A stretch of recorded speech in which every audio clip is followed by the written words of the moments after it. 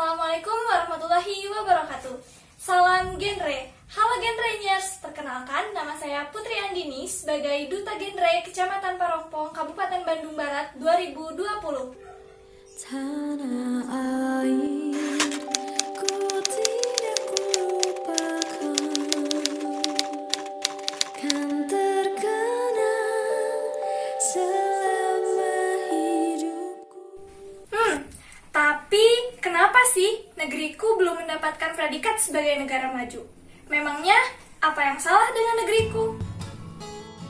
Nah, jadi Genrenyers, kunci utama dari pertanyaan tersebut adalah permasalahan kependudukan. Ada 4 isu serius yang harus kita ketahui nih Genrenyers. Jumlah penduduk Indonesia yang masih terbilang begitu banyak. Ternyata Genrenyers, Indonesia ini menduduki posisi keempat sebagai negara dengan populasi terbanyak di dunia loh. Maka dari itu, karena banyaknya penduduk di Indonesia menimbulkan dampak yang serius juga bagi kesejahteraan masyarakat Indonesia. Salah satu dampaknya adalah ketersediaan bahan pangan yang terbatas. Selain dari itu, sarana dan prasarana untuk tempat tinggal masyarakat pun menjadi terbatas. Adapun kasus yang lain, diantaranya angka pengangguran di Indonesia ini masih terbilang tinggi, yang mengakibatkan angka kriminalitas di Indonesia ini jadi tinggi loh Genrenyers. Lantas, apa sih solusinya atas permasalahan tersebut? Nah, Genrenyers, pemerintah telah mengeluarkan program yang bernama Keluarga Berencana, yang mana program ini telah ada sejak era 70-an. Pada saat itu, angka fertilitas di Indonesia mencapai 5,56%. Di tahun 2015, angka fertilitas menjadi 2,28%. Maka dari itu, program Keluarga Berencana ini disebut dengan family planning terbaik yang ada di dunia. Nah, lanjut nih Genrenyers dengan permasalahan yang kedua, yaitu rendahnya kualitas sumber daya manusia yang ada di Indonesia. Mengapa sih bisa dikatakan demikian? Memandang fenomena yang terjadi sekarang, seperti angka harapan hidup yang rendah, disertai dengan beban hidup yang tinggi, itu sudah menjadi bukti nyata bahwa sumber daya manusia yang ada di Indonesia ini masih terbilang rendah loh Genrenyers. Akibatnya apa? Karena sarana dan prasarana pendidikan yang ada di Indonesia ini belum memadai nih Genrenyers, yang mengakibatkan kualitas pendidikan di Indonesia pun belum maksimal. Nah, solusi akan kasus tersebut yang pertama adalah pemerintah harus meningkatkan sarana dan prasarana pendidikan yang ada di Indonesia. Pemerintah harus bisa meningkatkan sarana dan prasarana kesehatan serta mengubah pola pikir masyarakat agar menjadi masyarakat yang kreatif dan inovatif.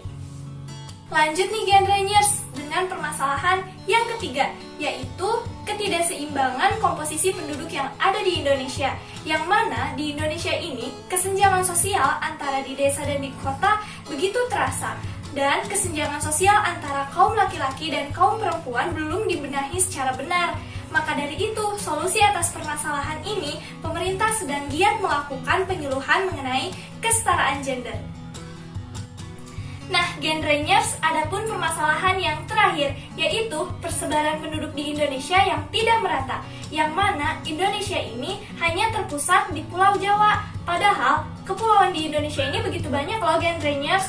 Adapun solusi yang ditawarkan oleh pemerintah, yaitu peningkatan kualitas perekonomian yang ada di pelosok negeri dengan pembangunan koperasi unit desa, serta pembangunan infrastruktur yang harus merata ke pelosok negeri. Nah, Genrenyers, berbicara tentang masalah kependudukan, ternyata Indonesia ini sedang dihadapkan dengan yang namanya bonus demografi. Apa sih bonus demografi itu? Jadi Genrenyers, bonus demografi adalah kondisi di mana usia produktif itu angkanya jauh lebih tinggi daripada usia yang non-produktif. Nah, menurut Badan Pusat Statistik, Indonesia ini akan mencapai bonus demografi pada tahun 2025 sampai 2030, yang mana pada rentang tahun tersebut jumlah usia produktif yang ada di Indonesia mencapai 70% dari seluruh jumlah penduduk yang ada di Indonesia, serta akan mencapai Indonesia Emas tahun 2045. Tapi, kalian tahu nggak sih generasi emas itu apa? Nah, Genrenyers, Generasi emas merupakan generasi yang mampu bersaing secara global dengan bermodalkan suatu kecerdasan yang komprehensif, antara lain produktif, inovatif, serta mampu berdamai dengan lingkungan sosialnya, mampu sehat menyehatkan dengan alamnya, dan memiliki peradaban yang unggul. Nah, sebagai remaja yang cerdas, mari kita ikut berkontribusi aktif untuk membangun generasi emas dengan cara meningkatkan kedisiplinan diri yang tinggi, yang kedua, anti rasisme, dan yang ketiga adalah pembangunan ekonomi kreatif. Sebagai generasi muda, kita harus bisa menjadi generasi yang inovatif dan kreatif, serta mandiri dan dapat menciptakan lapangan kerja. Salah satunya adalah menjadi pengusaha muda yang mampu bersaing di era industri 4.0.